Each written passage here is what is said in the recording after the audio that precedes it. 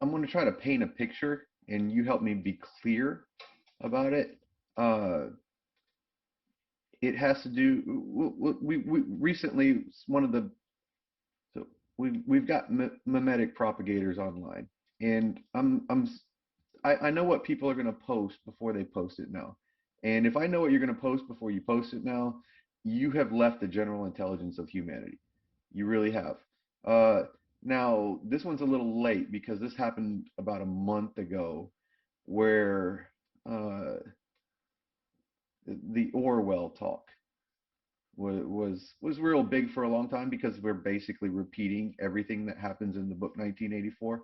Uh, and it was a kind of a tweet screenshot that's been making its rounds that he wasn't predicting the future. He was commenting on things that were happening at the time where he was. So we don't need to take that seriously. Basically, it was a lot of people are taking it seriously because we are repeating the artwork that is the book 1984, and that it's correct. He wasn't trying to prophesy. That's a correct statement, most likely, most likely. But at the same time, that actually, to me, adds weight to why we needed to take it more seriously. Because he was making a caricature, which is, if anybody's had a caricature drawing done, you take things about that person and you amplify them to make a funny picture. And he was amplifying social things happening at the time to say this is what could happen if this was to be what was the norm, and this is how it would happen. So we take that a step further so we can still learn from that because it's happening. Yes. And what he was a polymath of his age. Hmm. He was a person who could observe trends and make a big picture out of it, and he did, and he wrote a book. He was And also someone who wasn't afraid to take life experience and new data and change his mind. mhm. I mean, Well, he was also in it because exactly. he was speaking of a socialist takeover when he was a lifelong socialist Yeah, activist. he fought in Spain. A lot of people don't know that he fought in Spain, Mhm. and he saw things because he was one of these wide-eyed uh, utopians who Mhm. thought that we are going to change the world and it's going to be great. And then he went into Spain and he saw incredible horrors committed by his own side, and he had enough intellectual and moral strength to recognize I don't care if what we're doing is the right thing. That's wrong. You Well, cannot do that to people. and fast forward to this day and age, we have liberal, what he calls himself, prophetic satirist in Gad Sad. Mhm. Again, prophetic satire. So he makes satire which caricatures something that is happening, and in the last 2 years they keep coming true. And on the right end, you get the Babylon Bee. Some of their ridiculous headlines are news today. Yeah. So yeah, we do need to take these people seriously because they're very good at analyzing people and society and systems. So when we work in systems, everything has patterns. And I'm going to paint a picture here and I'm going to create a pattern that I hope doesn't happen. But if it does, we're on video documenting this. Okay. So we've already gone over uh, the population data on the reversal of the positive trends in crime data and incarceration data. We could have put drug data in there as well. Uh, in this kind of long running 10-year narrative of the greatest threat to the US is white supremacy. And we've also got an academic movement that became a corporate movement that has become a media movement in identifying everyone who is not in Nicole Hannah Jones' words, politically black. I think someone said it before her. Uh, may have been not Crenshaw. It was around that era though. But politically black, which means someone like Shelby Steele is not politically black. He's a person who happens to be black. Yes, despite that, for those of you who don't know, he is old enough that he grew up in segregation and Hmm. experienced racism, like real racism, not what we call racism now, experienced real racism and bigotry as a child. He grew up in that. And for all of us lighter toned people, you when you bring up the you get really harangued if you bring up I have friends that are black that agree with or that they actually agree with my assessment of what's going on. They're not black either because they're not politically black. So we have this narrative being strung out for a long time, which ultimately, if you're not politically black, by the critical theory dogma, you are a white supremacist. And if you are black and you are not politically black, you are a multicultural white supremacist. There is a term for it now. It is even in the USA Today uh, publications. But That's how you could be a Jew like Ben Shapiro and be a white supremacist, or be a black man who grew up in Harlem like Thomas Sowell and you're a white supremacist. so now this ever expanding uh, term that is white supremacist. So we kind of touched on all of that. So you can be, unless you are as woke as can be when it comes to race, you're a white supremacist. Doesn't matter the color of your skin, doesn't matter your background, anything. Doesn't matter if you actually even are racist or not. You are because you're not anti-racist. So uh, so they've created this other that is a white supremacist, which is a bad name because real white supremacists are bad people, Mm, and all of us can agree with that. Even most white supremacists know they're bad. They just don't care. yes, Uh, because their tribe matters more. exactly.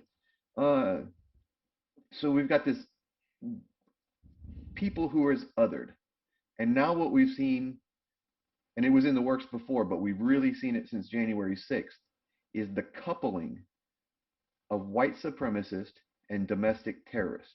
Mhm. And they're trying to push, not pushing through yet, but it's being brought in, and I think it's probably part of Biden's restructuring everything that he wants to do after his secret meeting. Yeah. Uh, but the coupling, it's a domestic terror bill.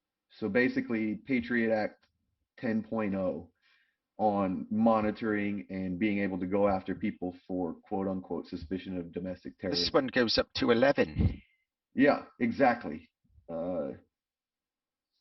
Yeah, I need you to interject the humor because I'm too serious right now. But so I'm putting together all these things that have been working for so long, and the patterns are forming a puzzle. But we've got white supremacy being almost everybody who's not of a certain political leaning. We've got domestic terrorism being associated with white supremacy and only white supremacy. And now our military is going through trainings that are all based on critical theories. And we, Heath grew up in a military family. I grew up in a military family, even though I wasn't allowed to be accepted into it. But we have, for the most part, a group of 18 to 25-year-olds with partially developed frontal lobes, with some degree of PTSD, for the most part, being taught that white supremacists are domestic terrorists and these are the white supremacists. So we're having a military trained to fight us.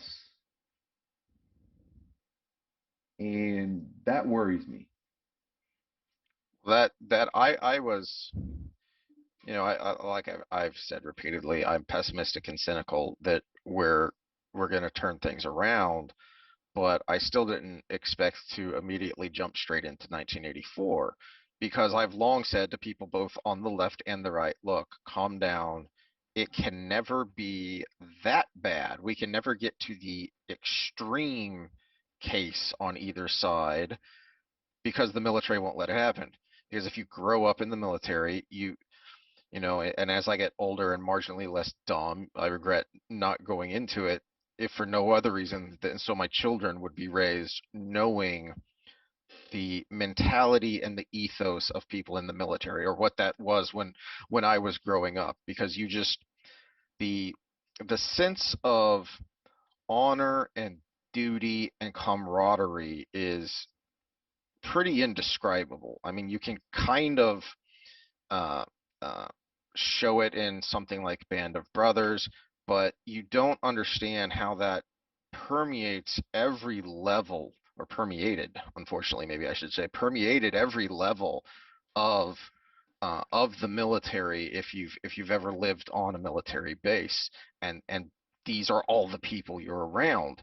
And so I just knew that if things become too extreme, the military's not going to go along with it, and if necessary, they'll stop it. But Well, go back to the world wars. mhm. The soldiers did. Well, because they didn't have that same ethos. Because so um, I've met someone who was in the Hitler Youth. He went to our church when we were living in Germany, and I spent some time talking to him, and he confirmed a lot of the things that you hear, which is this was all they knew. Because it's mind-boggling to me, because I was about the same age, because he went in at 14 or 15 in 45, as that last ditch, we're all about to die, so let's go out shooting thing.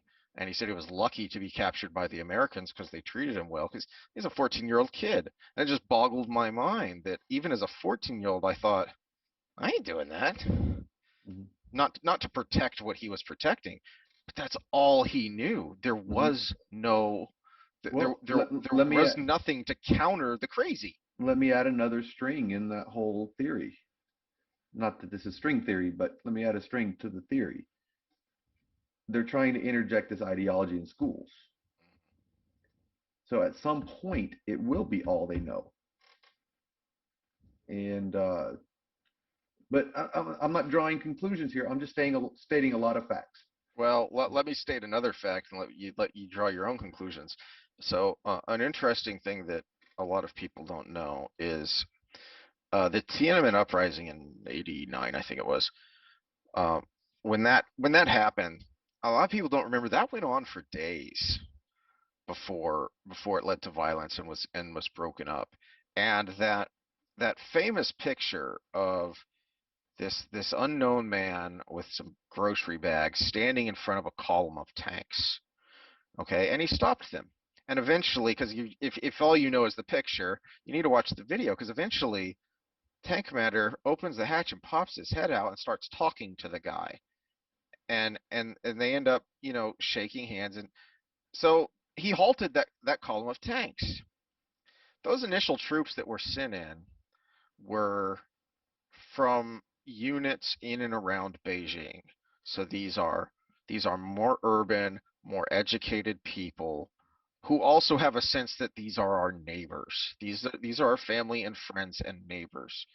Well, when that happened, the government yanked those guys out, went out to the boondocks and pulled in uh, from far away units that had no connection to these people. They had no connection to Beijing. They were made up of more rural, less educated people, and they cared nothing for the people that were in front of them. And that's where you see the pictures in the video of stuff on fire and gunshots being fired into Tiananmen Square indiscriminately to break up the protest. Hmm. Oh, I saw a meme. It was we're being conditioned to believe that wanting freedom is selfish. And when you look at the flip side to it, the people who support the side that wants to take away freedoms are being conditioned that those people are selfish. And selfish is just a step further towards bad person. They're selfish. They just want they just think about themselves. They don't care about you. They don't care about grandma. They don't care about black people. They don't care about trans people. They don't care. Put X in there. They don't care. They only care about themselves. Oh, look, they're white. Everything they say is to further their own whiteness, their own agenda, because they are, and that's where they have their position in life. It doesn't matter what the sense doesn't have to be present. Hmm. They don't have to have a good place in life.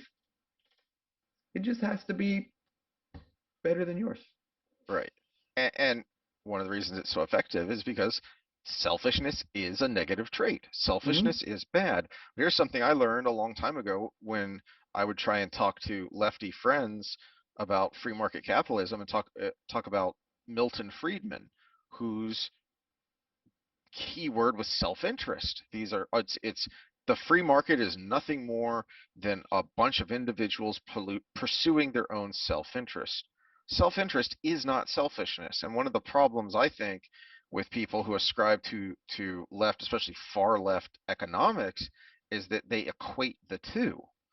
And there's nothing, not only is there nothing wrong with self-interest, but I would submit that self-interest is entirely moral because you are morally obligated to take care of yourself, which would include your family, because part of taking care of yourself, especially if you have children, is taking care of your children. It's taking care of your family. It's taking care of your extended family. When your mom calls you up because she needs trees trimmed, you Mm-hmm. go and you do it because that's part of your self-interest. Well, and altruism is beneficial to the self too, Hmm. because if I have a good relation, like say with my neighbors, my life is going to be easier. Or if something catches fire on my house, they're more likely to help, or something like that. So altruism is necessarily uh, beneficial to the self as well. Uh, but also people, one of the tenets of game theory is if there's a system, there inevitably people or any species. So I'm going to stick with humans though, but people will try. There will be people that try to game it, and so you will try to game the system and which games work best for society as a whole. And one of the reasons we know, or one of the things that happens in a system of people is some people will try to game it outside of uh, those traits that are beneficial for everybody. And if they get caught, they become a pariah to that society, whether it's through legal avenues. Let's say they steal something and they go to jail, they get punished. So the system as a whole has to at least just try to reduce its gameability, where everybody working for an altruistic mean will benefit the self. Whereas if somebody does something for a selfish mean that is not altruistic, has a check and balance to be punished. And when we're talking about complex systems, we're trying to find, especially with people or personalities, we're trying to find. You don't try to make it perfect. You just make it least gameable, because any system someone will try to game it, whether that's communism, capitalism, uh, democracy, dictatorship. Someone's going to try to game it, and in a good system will be ungameable. Our founding fathers knew that. They didn't know game theory, but they knew that, uh, and they tried to make a system that was ungameable. And realistically, their failings in that system in the beginning were because they went outside the system. Oh yeah, I mean that was All uh, men are created equal except these slaves. That was outside of the system. The yep. system was all men are created equal. So they created the right system. They just didn't follow it. Because I was completely unplugged, I didn't realize that Frederick Douglass was once again making the rounds, Uh-oh. and that the podcast we listened to over the weekend, several of them referenced that his speech from 1850 whatever on July 4th had popped up and was making the rounds this summer, which I think is great because in it he talks about how much he loves the founding fathers and the founding because they created this system where he can and should be free. And this is coming from someone who suffered horrible abuse and saw Mhm. some of the worst that humanity has to Well, and never offer. saw the best of it. Hmm. Never ever saw the best of it. And he and yet he understood intellectually that abolitionism needed to be achieved, as I mentioned the other day, in contrast to William Lloyd Garrison, who thought the Constitution needed to literally be burned and started over if they were to achieve abolition and equality. And Douglas said, no, no, this is what will protect us. This is not only what guarantees our freedom because of the principles in these that it shows that we as Americans are being contrary to our principles, but then once we are free, this is what's going to protect us.